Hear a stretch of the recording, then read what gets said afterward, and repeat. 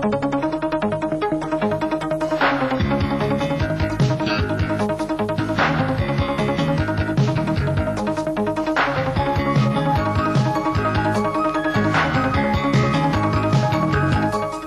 our earlier tape on pilot protection, we took a brief look at the basics of power line carrier. Now, in that particular tape, we were more concerned about what PLC can do for us than how it does it. Now, in this videotape, we're going to examine PLC equipment in more detail. First, let's go into the switchyard and look at the line hardware. This piece of equipment, which is connected in series with the line, is called a line trap or wave trap. The line trap may be mounted vertically or horizontally, like this.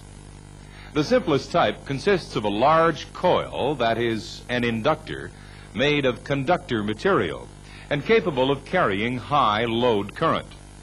It must also be able to withstand very high values of fault current for short periods of time. As you already know, the objective of the line trap is to confine the injected carrier signal to the desired conducting path. That is, the transmission line between transmitter and receiver. The line trap or inductor is sized so as to provide a reasonably high impedance to the carrier signal, which may be transmitted within the frequency range of 30 kilohertz to 500 kilohertz. At the same time, the inductor must offer zero or very low impedance to the flow of 60 hertz power current, which may be, say, 800 amps at 230 kilovolts.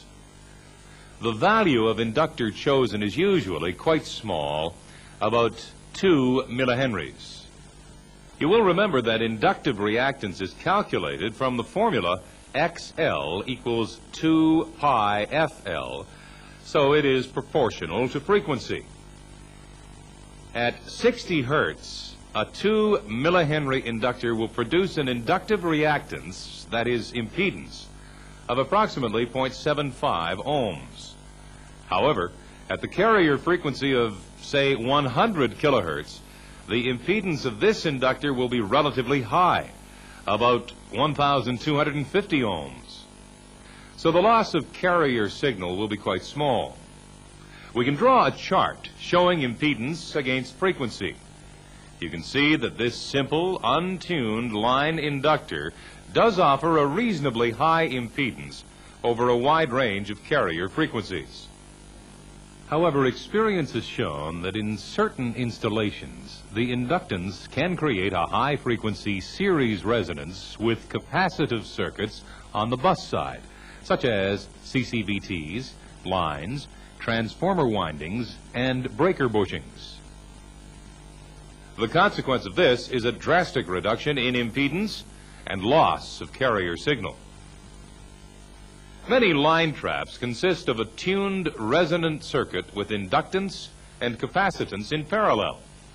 I'm sure you all remember this circuit from basic electricity.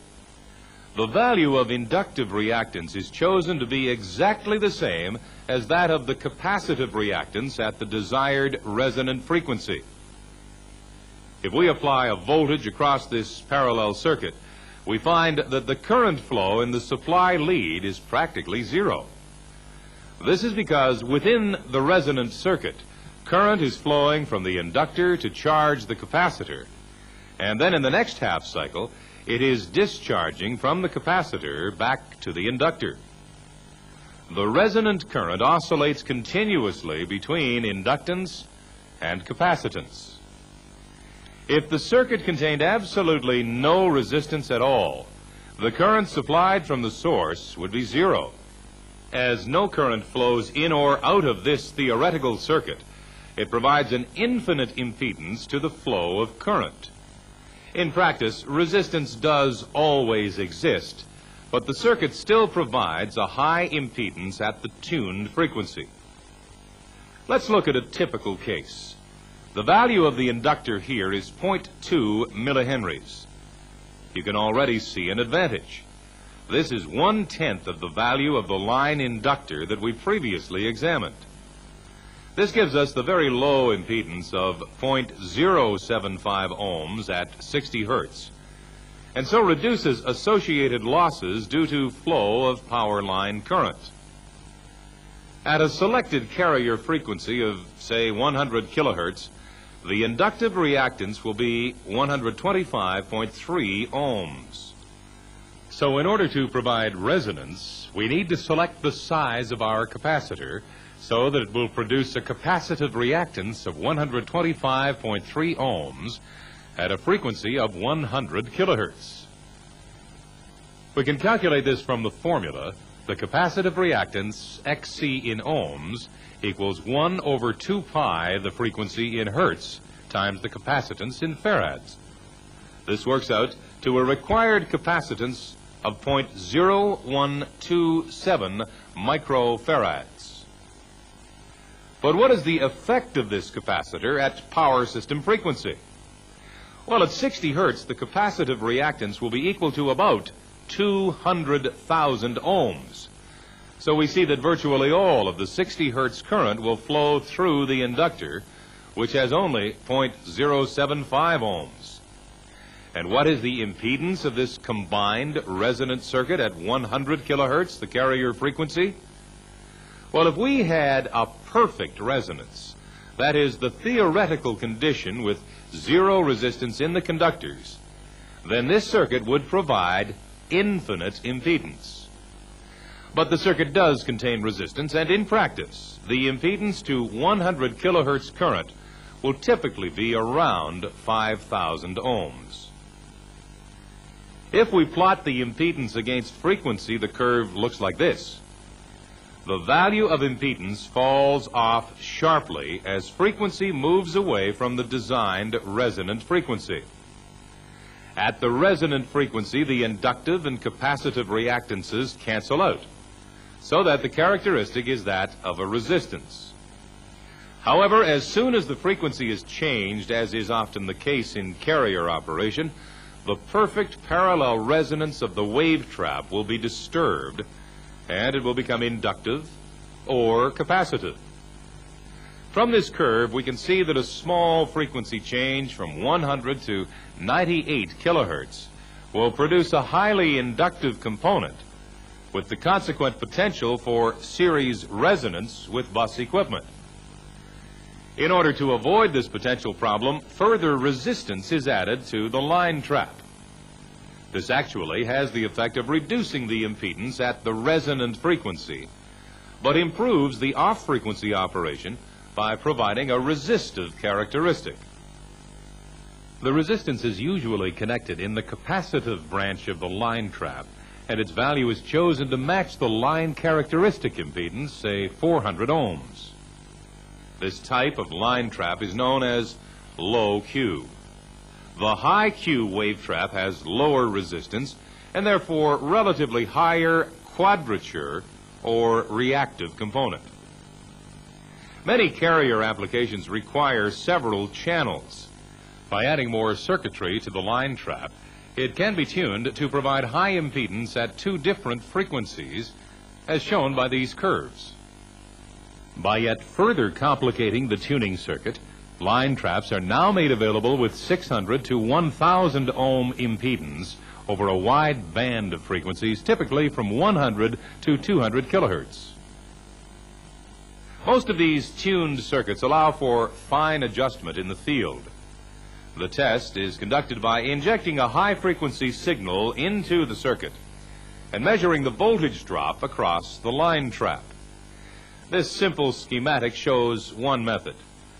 The signal generator provides the test signal at selected frequencies, and the line trap is tuned so that the voltage drop, as measured by a high-impedance voltmeter, is highest at the selected resonant frequencies. Where possible, the line trap should be disconnected on both sides, so as to prevent interference to the test from the line capacitance. Preferably, it should be removed completely and suspended, so as to be completely free of any interference. All of the tuning equipment, capacitors, resistors, inductors, is located inside the main inductor coil. A typical utility company test procedure is included in your workbook. Make sure you have access to instruction manuals and your own company procedures. before commencing any test or tuning of line traps. It is essential that the line trap be protected by a lightning arrestor, as the main inductor coil could become seriously damaged by lightning surges. The lightning arrestor is often placed inside the wave trap along with the tuning hardware. During faults, the large inductor is subjected to very strong mechanical forces which tend to force the coil apart. This may damage the end connections. Even in normal operation, the line trap runs quite hot due to the high current flow, and this can sometimes damage the tuning capacitors. If a capacitor does fail, the line trap will no longer be tuned to the selected carrier frequency, and this could cause misoperation in the event of a fault. Now, later in this tape, we'll see how to regularly check the carrier for signal power. Because of the heat in the trap and the operation of the lightning arrestor, the trap can become quite dirty after 1 or 2 years operation. The arrestor can be damaged by doing its job, and this may go unnoticed as it is out of sight. Regular cleaning and inspection is necessary to ensure consistent wave trap performance. Well, now at this point, let's take a break, and then we'll come back and look at coupling capacitors. For now, please switch off the tape and review this material in your workbook.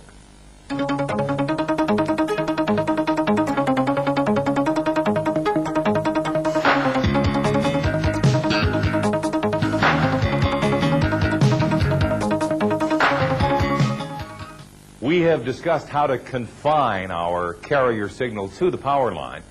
And let's now see how this low power carrier signal, say 10 watts, is injected into the high voltage power line conductor. The coupling capacitor, abbreviated as CC, provides the means for power line carrier coupling.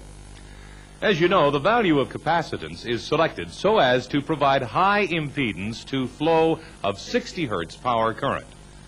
On the other hand, at high carrier frequencies, the impedance is low, so the carrier signal can pass easily into the line. Sometimes the coupling capacitor is supplied with voltage transformer circuits which are tapped off the low voltage end of the capacitor. This provides voltage indication and operating power for terminal equipment at the site. This arrangement is known as a capacitor voltage transformer, or CVT, or even CCVT. However, let's focus our attention on the carrier coupling. The terminal box is often located at the base of the coupling capacitor. It contains the capacitor grounding equipment, that is, the grounding switch, the drain coil, and the protective gap. Let's look at the function of the drain coil. As you can see, it is connected between the coupling capacitor and ground. It has an inductance designed to give low impedance at 60 hertz, but a high impedance at carrier frequencies. So the coupling capacitor is safely grounded by the drain coil. The high-frequency carrier signal is connected to the ungrounded side of the drain coil. This signal will pass easily through the capacitor to the transmission line, but it will be isolated from ground by the high impedance at carrier frequency of the drain coil. In essence, the transmitter voltage signal is applied across the coil between the line and ground. The signal current circulates through the power conductor, out to be captured by the receiver through the coupling capacitor at the far end. This is where only one power line conductor and ground is used to conduct the carrier signal. An alternative scheme may use a phase-to-phase connection. As shown in this schematic, the transmitter and receiver are coupled to 2 power line conductors at each end. The carrier signal is applied line to line. With this arrangement, the requirement for line coupling equipment is doubled. Let's get back to our carrier accessories as they are known. The drain coil is made of very light wire and therefore cannot withstand high current or survive high voltages such as lightning transients. This is why the lightning arrestor is installed here. It may be a gas tube protector similar to the type used on telephone circuits or on pilot wire protection. Alternatively, the lightning arrestor could consist of a simple spark gap, such as a spark plug. If the drain coil were to fail and become open-circuited, it would open the ground on the coupling capacitor. Full line voltage now appears on the protective gap. This fires and an arcing sound is produced indicating an open drain coil. At this point, the maintenance staff will have to hot stick the grounding switch closed and replace the drain coil and perhaps the gap. The carrier grounding switch connects the signal directly to ground and effectively prevents operation of the carrier system. This could also occur inadvertently due to protective gap failure, such as foreign material bridging the gap. Regular inspection of the carrier accessories is necessary. So now, with our carrier equipment connected to the coupling capacitor, we have a low impedance path for the signal to flow into the line. We would like to have a yet lower impedance at the specific carrier frequency so as to reduce coupling capacitor losses. This is achieved by connecting a tuning circuit between the carrier equipment and the coupling capacitor. This circuit is often located below, or at least close to, the capacitor, and is known as a line tuner, or line matching unit, LMU. The simplest type of line tuner would consist of a series inductor sized to give inductive reactance equal to the capacitive reactance of the coupler at the specific carrier frequency, say 150 kilohertz. This would produce series resonance with very low impedance to the 150 kilohertz current. Indeed, if the reactances were perfectly matched, the impedance would consist only of the ohmic resistance of the conductors. However, one single carrier frequency is not usually enough. Quite often we will transmit at, say, 150 kilohertz and receive at, say, 112 kilohertz. In this case, the tuner must provide low impedance coupling at both the operating frequencies. In order to achieve this, the tuning circuit becomes more complicated, with a combination of inductors and capacitances arranged in series and parallel. Remember, parallel resonance provides high impedance at its design frequency, in contrast to series resonance, which provides low impedance. These circuits are often known as filters because they allow only the desired frequency currents to pass. Connections between the many inductors and capacitors are made at the terminal board by metal conductor straps. For this reason, the initial test and tuning is often known as strapping. In yet a further development, the tuning circuit is designed to allow operation over a wide band of frequencies, say 100 to 300 kilohertz. Simplified, the circuit looks like this. The incoming signal passes through a variable inductor in series with a variable capacitance, and then passes through a shunt connection to ground through a parallel resonant circuit. Finally, it goes through another series resonant circuit before the signal connects into the coupling capacitor. The signal input from the carrier is via a grounded coaxial cable, which we have shown grounded at both ends. Some utilities ground only one end. Check your utility's procedure. Invariably, the tuning equipment includes a multi-tapped impedance matching transformer at the input end. This is needed to overcome any impedance mismatch which may exist between the transmission line and the power line carrier equipment. The LMU allows us to provide proper impedance matching during the commissioning stage. For example, suppose the characteristic impedance of the line is 300 ohms, and that of the incoming coaxial cable from the carrier equipment is 50 ohms. The matching transformer taps will be selected to give a 6-to-1 ratio. But why is this necessary? What would happen if the impedances were not matched? Well, the quick answer is reduction in signal power. When the signal passes into a part of the system where the impedance suddenly changes, some of that signal is reflected back up the line from whence it came. This reflected power robs us of some of the useful forward power that we want to send down the line. Reflection of a signal can be explained by a simple and familiar analogy. When you shine a flashlight through a glass window, most of the energy passes through the glass. Some, however, is reflected back to you. The reason for this is that the glass and the air have very different optical characteristics. And when the light beam leaves the air and enters the glass, some reflection occurs. In our communications circuit, reflection will occur at any point where a discontinuity in impedance takes place. For example, where a second line is tapped into the transmission line. Under certain conditions, the reflected signal may be in phase with the original signal. It is coming and going at the same time, so producing a standing wave.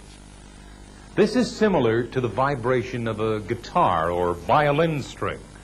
The resonant frequency gives off energy in the form of sound. In our power line carrier system, we do not want any portion of the signal to resonate and give off energy. If this should happen, the energy would be radiated and therefore lost into space, instead of being transferred down the transmission line. In order to prevent this loss, it is important that impedance mismatch be reduced as much as possible. The LMU taps should initially be set as near as possible to the anticipated value of line impedance, usually about 300 to 400 ohms, and the impedance of the coaxial cable usually 50 to 75 ohms. To fine-tune the settings, you will need special test equipment, specifically a voltage standing wave ratio meter. The meter is usually connected into the circuit between the incoming coaxial cable from the carrier and the coaxial terminal connection on the LMU. A carrier test signal is injected at the appropriate frequency, and the meter measures both forward power and reflected power. The taps are adjusted so as to achieve the minimum value of reflected power. This is not so easy where several transmitters are connected, operating at different frequencies. One way of handling this is to connect the LMU into a dummy resistive load equal to the line impedance and adjust the impedance matching at the carrier equipment for each different frequency. Make sure you follow the manufacturer's instructions closely. There is an extremely wide range of equipment and a great variety of test procedures. One particular utility company test procedure is indicated in your workbook. Study this carefully, but make sure you follow your company's procedure when conducting this test. If the VSWR test indicates that there is difficulty in matching the impedances, then we must check out the LMU. First, close the grounding switch, then check the connections inside the unit. Coming down from the base of the coupling capacitor, you should see a single insulated conductor called the lead-in wire. Though this is normally a low-voltage connection, it could rise to line potential if the drain coil fails. The lead-in wire may be supported on insulators or run in PVC conduit. It may even be run in metallic conduit, but this is not good practice, as the capacitance of the wire to ground will be larger in metallic conduit, and this extra capacitance could affect the tuning action of the LMU. Check the lead-in wire for corrosion, burn marks, or tracking, particularly where the wire comes close to the metal structure or cabinet. Next, examine the coaxial cable. In many companies, this is checked annually as a routine because coaxial cable is much more fragile than most other cables. Sharp bends, nicks, and crushing of the jacket can easily degrade its performance. The connection of the cable to the LMU is sometimes a problem, If a coaxial connector has been used, make sure the connection between the braid shield and the body of the connector is solid. If the connection is hardwired, check for high impedance paths to ground and burn marks between the center and the shield of the coaxial cable. Okay, now that we have looked at connection of the carrier signal to the power line, it's time to consider the signal itself and look at potential losses. First of all, let's take a break. Please switch off the tape now and go through this material in your workbook.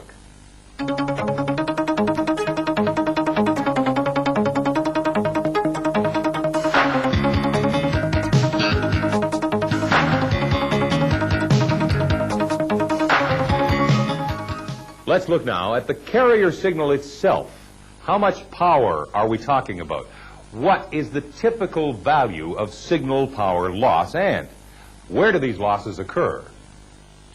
First, consider this simple on-off scheme, a blocking signal for pilot relaying. When the protection relay at Station A operates, it switches on the transmitter, which is already tuned to send a signal at the desired carrier frequency, say 150 kilohertz. The signal power leaving the transmitter will be typically 10 watts, but other levels of power are also utilized. This high-frequency signal passes through the line matching unit, the line coupler, along the transmission line, through the coupling equipment at the far end, and into the receiver, which is set to the same frequency. As it passes through all this circuitry, the signal strength gets weaker, until at the receiver it may only be, say, 10 milliwatts. This loss of signal strength is known as attenuation. This signal has lost 9.99 watts of power en route. But I can hear you saying we always see signal loss referred to in terms of decibels. Even some of our instruments indicate in units of dB or dBm. What does this all mean? Well, for one, you know that the decibel is often used as a unit of sound. You will often see reference to 85 dB on the factory shop floor or 100 dB at aircraft takeoff. It would seem logical that telephone transmission, and by extension any communication transmission, would also be measured in decibels, or dB for short. As used on carrier systems, the dB is actually a ratio comparing signal power into a circuit with power out, and by implication, an indication of loss. The expression is power loss in decibels equals 10 times the logarithm of the ratio power in over power out. The decibel is, of course, 1/10 of a bell, so the basic expression is bells equals log power in over power out. However, decibels are more convenient to use, as the values are normally quite low, so we must remember to multiply by 10. As you know, the logarithm is actually an exponent of 10 that is a power on the base of 10. This logarithmic curve shows the log value corresponding to different values of power ratio. I'm sure you all remember the basic numbers. The logarithm of 10 is 1. Of 100 is 2, of 1,000 is 3, and so on. In our example, the ratio of power in over power out equals 10 watts divided by 0.01 watts equals 1,000. From our curve, the log is equal to 3, so multiplying by 10, the decibel value equals 30. In order to get a feel for the magnitude of these numbers, take a look at this table showing the relationship between dB and the power ratio power in over power out. As you can see, a measured dB loss of 10 indicates a power ratio of 10. That means 90% of the signal is being lost. At 3 dB, the loss is 50%. At 20 dB, the loss is 99%. This means that a transmitted signal of 10 watts arrives at the receiver at 0.1 watt. That is 100 milliwatts only.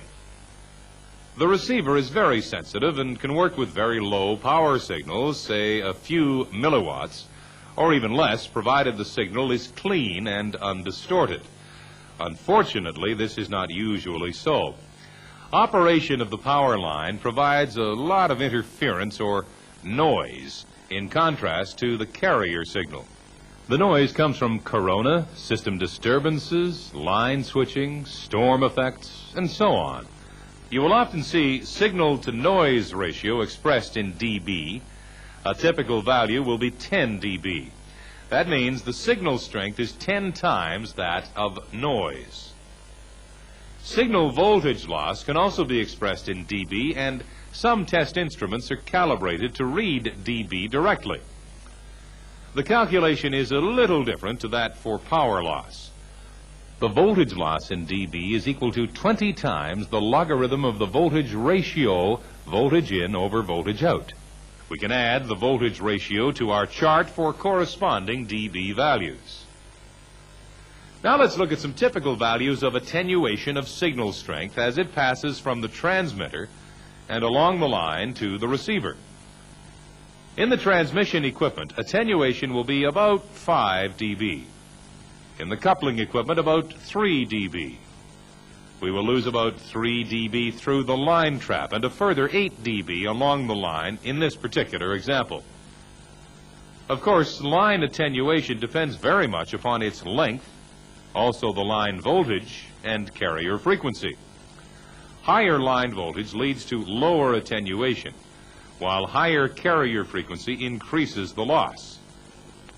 At the receiving end of the line, the signal will be further attenuated by the line tuner, 3 dB, the coupling equipment, 3 dB, and the receiving equipment, 5 dB. So in this particular example, the total attenuation of the signal is 30 dB. What is this in terms of power? Well, if we started out with a signal of 10 watts, the power at the receiving end would be 10 milliwatts. Remember, the dB loss quoted for any particular item is a ratio of power in and power out of that equipment. So you could work out the actual power lost at each point. An advantage of the logarithmic figure is that the dB values can be added arithmetically in order to find the total dB loss. You will often see a reference to power output in terms of dBm, say 30 dBm. The M indicates a reference base of 1 milliwatt. To find out the actual power, we need to multiply 1 milliwatt by the original power ratio. From our chart, we see that for 30 dB, the corresponding power ratio is 1,000. So the 30 dBm power indication is equal to 1,000 times 0.001 equals 1 watt. Let's now move on to look at another source of attenuation. With frequency shift carrier protection, FSK, all of the equipment must be designed to transmit, convey, and receive the signals at several different frequencies, often simultaneously. This situation offers the potential for considerable loss of signal strength between transmitters and receivers, located at the same end, but set to operate on different frequencies. Consider this arrangement. At station G, the transmitter is set to operate at 150 kilohertz. In this particular scheme, the FSK shift between guard and trip is 200 hertz down. This means that the carrier will transmit a continuous guard signal at 150.1 kilohertz, and this will key to a trip signal of 149.9 kilohertz when initiated by relay action. At station H, the corresponding receiver is set to receive at the mean frequency, 150 kilohertz. The bandwidth allows the receiver to respond to either the guard signal or the trip signal. In the other direction, the transmitter at station H is set to transmit at a mean frequency of 152 kilohertz. And similarly with the corresponding receiver at station G. The chosen frequencies are close enough together to use single-frequency line coupling equipment and line traps. But with this arrangement, there is the potential for significant signal loss and interference from transmitter to receiver at each end. But how come? Aren't the transmitters and receivers fitted with filters tuned to their specific channel frequency? For example, 150 kilohertz on this transmitter and 152 kilohertz on this coupled receiver. Unfortunately, when the frequencies are so close together, some of the 150 kilohertz transmitted signal will leak through into the receiver. Even a very weak 150 kilohertz signal may interfere with the incoming 152 kilohertz signal and cause misoperation. In order to reduce this loss, the transmitter and receiver at each end are coupled through a hybrid unit before connection to the tuner and coupling capacitor. This schematic shows the simplest type of hybrid. The transmitter is connected to the upper terminal, and the signal is consequently applied to the upper half of the transformer winding only. This winding is center tapped through a 30-ohm resistor and a tunable LC circuit. This is tuned during commissioning to give minimum loss, typically about 3.5 dB. The received signal at a different frequency flows through the lower half of the winding and out to the receiver via the bottom terminal. This arrangement separates the two signals and reduces the loss. Other types of hybrids are used. Make sure you become familiar with your own installations. Study the manufacturer's bulletins and your company procedures. In many installations, an on-off channel may be installed in addition to FSK. This channel would be used for a different type of protection scheme, such as pilot protection or breaker failure protection. Adding this to our schematic, we see the transmitter at station G tuned to 154 kilohertz, as is its corresponding receiver at station H. And for protection in the other direction, the transmitter and receiver are tuned to 155 kilohertz. As before, a hybrid unit is required at each end to reduce signal loss. There may be yet another hybrid connecting the signals from on-off carrier and FSK carrier. The on-off channel is off for most of the time and is only triggered on under abnormal conditions, allowing the same frequency to be used for both transmitting and receiving blocking signals. This also allows the channel to be used for other forms of communication, such as voice, telemetry, or supervisory information, all in addition to its role in protection. Of course, the protection scheme always takes precedence and will interrupt other transmissions when required for protective relaying. And we'll be talking more about these additional channels in the next segment. For now, switch off the tape and review this material in your workbook.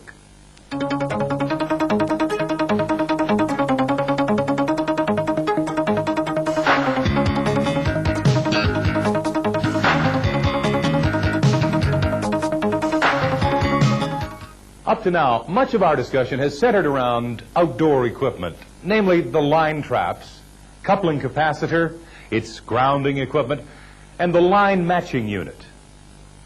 The actual carrier equipment itself is located indoors, connected to the LMU input via the coaxial cable. The components or modules of the carrier equipment vary considerably according to the manufacturer, the specific purpose, say on-off or FSK, the number of frequency channels, any audio signals. However, we should always expect to find certain basic components. First, the power supply. The carrier equipment is usually operated from the station battery, say 129 volts. Other arrangements exist where a 250 or 48-volt battery is used. There is also a PLC power supply available that will run off 120 volts AC. This requires the installation of an inverter so that the carrier can continue to operate from the battery during power outages. The power pack in the carrier provides the special voltages for the carrier electronics. Let's look now at the transmitter. The initial signal is produced in the oscillator mixer at precisely the desired frequency. Generally, quartz crystal oscillators are used, and these are quite easy to replace in case of a defect. This circuit is controlled by the incoming signal from the protective relaying scheme. This may switch the unit on, or in the case of FSK, switch frequencies. The next basic stage is to pass the oscillator signal through an amplifier in order to boost the power to, say, 10 watts, sufficient for transmission to the receiver at the far end of the line. The boosted signal will then pass through the output filter, which is tuned for the specified operating frequency. Finally, it will pass through a hybrid unit if fitted, and from here, via the coaxial cable, to the line coupling equipment. The receiver equipment is similar. First, the incoming signal passes through the hybrid, then the input filter. The signal may then be processed and fed into a discriminator or other similar device which recognizes the message and triggers action, such as breaker trip, alarm and annunciation, loss of guard signal alarm, telemetry, supervisory control. Of course, we're looking here at a very basic arrangement.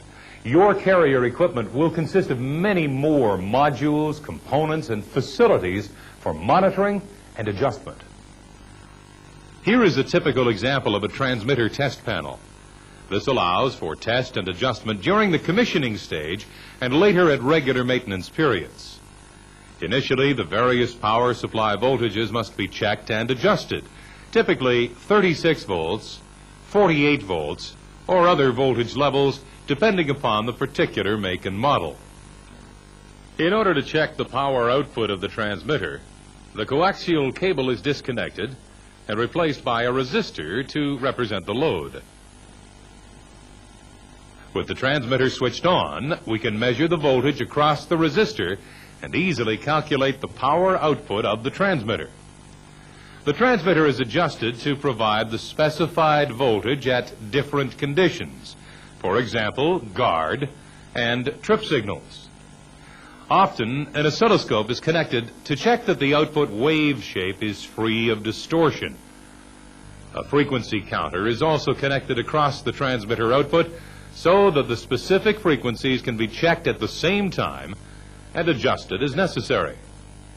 Of course, here we're presenting just a general outline of tests to be performed. In practice, you'll have many more fine adjustments to take care of. Make sure that you follow each step laid down in your specific equipment instruction manual. And don't forget to remove the dummy load and reconnect the coaxial when the tests are completed. Now let's look at the other half of the carrier equipment, the receiver. Here is a typical test panel for a typical receiver. For this test, the coaxial input is disconnected, and instead a test signal of known frequency and power is fed into the receiver. The test signal is provided by a signal oscillator or signal generator. A frequency counter and RF voltmeter are also connected to monitor the signal. The tests and adjustments are usually carried out on power voltage supplies, the discriminator zero calibration, discriminator response for guard and trip frequencies, operating sensitivity to varying input signals, carrier level monitor, setting of alarms. Once again, you must become familiar with your own equipment and associated test procedures. In addition to test and setup of carrier equipment, the line coupling equipment must also be checked out and adjusted as necessary. We talked about this briefly in earlier segments of this tape. In general, the tests will include measurement of line trap impedance at different frequencies, insertion loss in dB between input and output of the line tuning equipment, reflection loss using a dummy load at the tuner output, reflected power measurement with transmitter and receiver in service. At this time, the final adjustment of the impedance matching transformer taps can be made. Measurement of signal loss end to end with the carrier in service and at different frequencies. Adjustment of trip margin at the receiver. You have observed that specific test equipment is required for setting up carrier systems. The essential devices are the frequency selective voltmeter. This registers the signal at the selected frequency only and disregards all other signals. The signal generator to provide a test signal at selected frequency. The RF voltmeter. The frequency counter. The reflective power meter. Once all of the carrier system has been aligned and is in service, trip tests must be conducted to ensure that the combined protection scheme and carrier system function correctly. This would include such protection schemes as FSK direct transfer trip, directional comparison blocking, and unblocking. These and many other forms of pilot protection were discussed in earlier tapes in this series. In planning and conducting these trip tests, cooperation with the operating department is essential, and all necessary permits to work must be taken out and safety procedures followed. Also, where multiple tests are to be performed, make sure to isolate the local tripping circuit for each breaker. Monitor instead the trip signals. Now remember, in this discussion we are only looking at a broad outline of carrier equipment and setup. You must familiarize yourself with your particular company installations and procedures. And always keep the equipment instruction manuals close at hand. Please switch off the tape now and review this material in your workbook.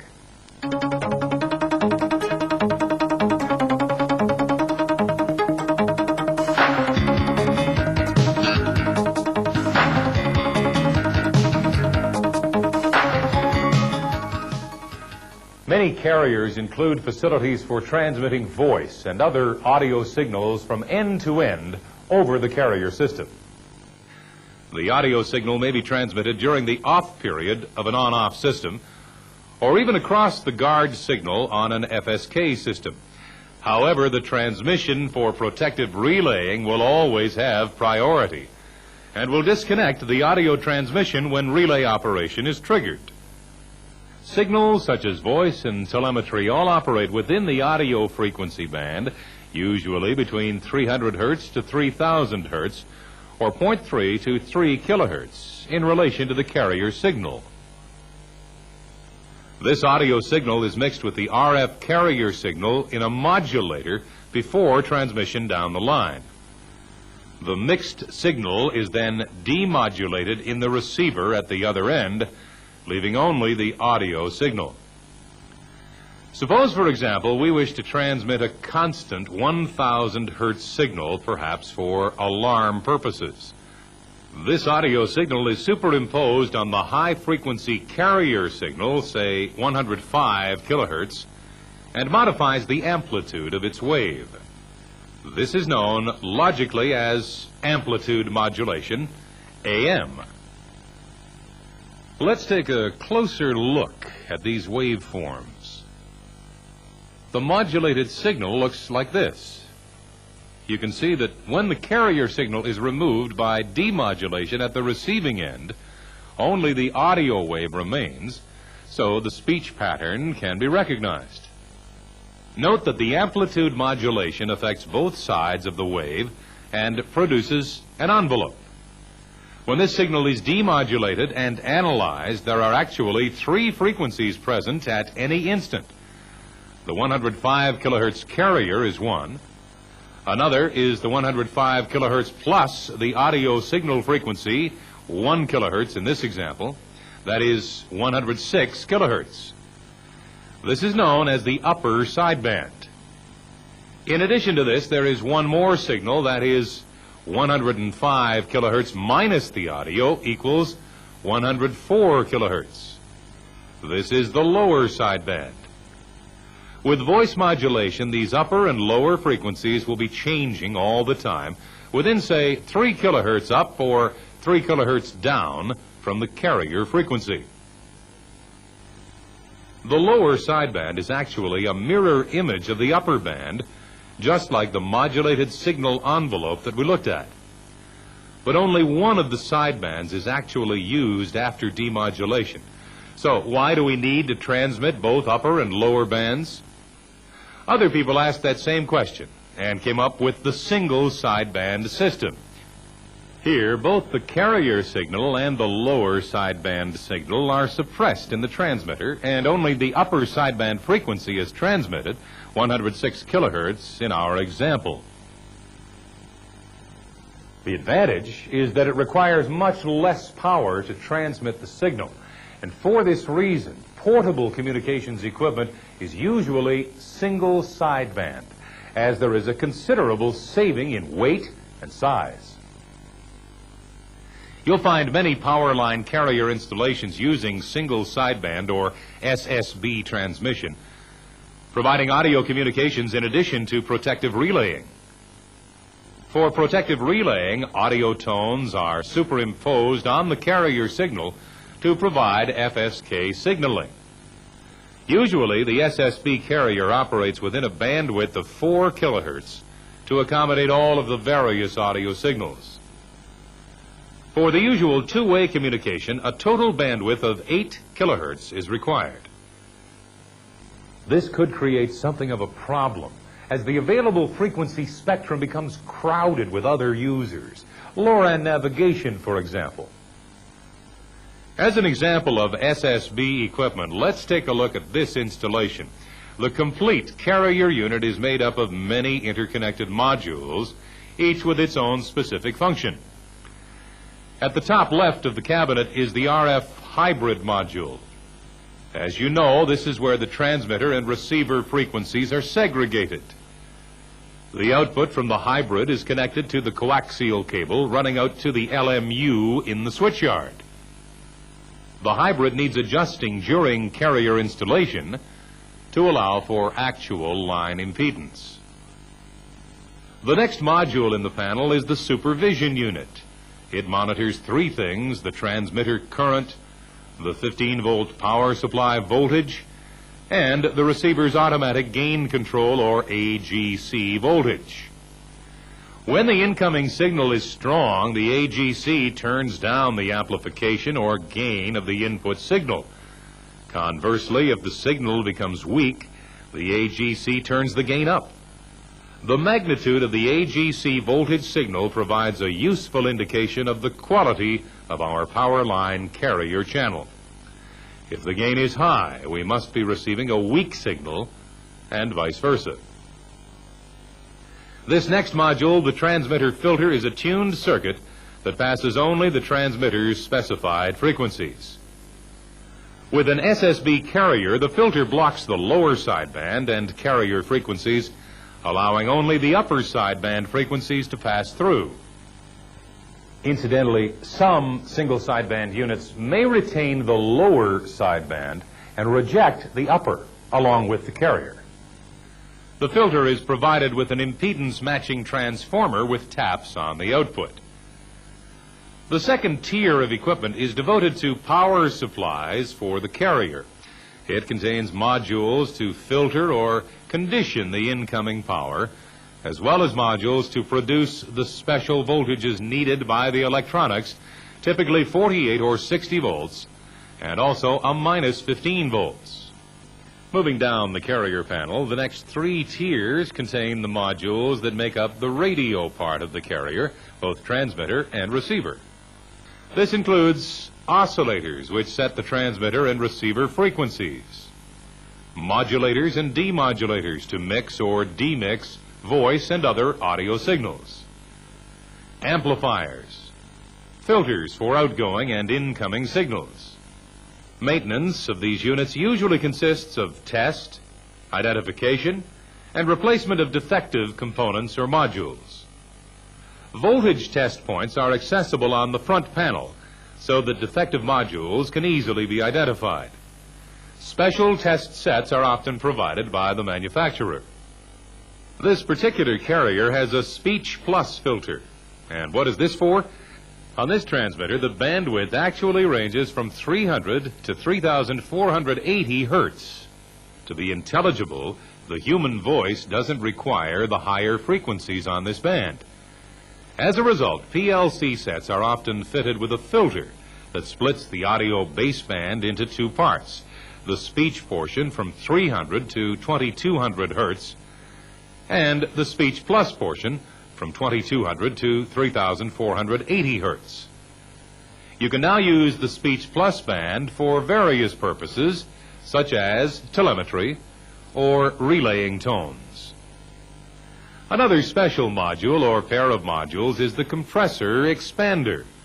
The objective is to improve the clarity of voice communication. Much of the message transmitted by voice is in low-level sounds.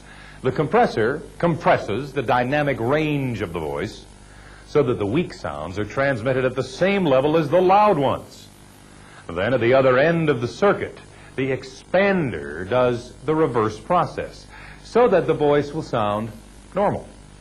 This technique also reduces the noise from line interference that is heard between syllables and words. An interesting feature of this particular carrier unit is the boost drop bus. Let's see how it works. Suppose the unit is used for voice plus 2 tones for line relaying and 3 tones for telemetry. We have to connect all of these inputs to the carrier's modulator circuit and assign voltage levels to each input.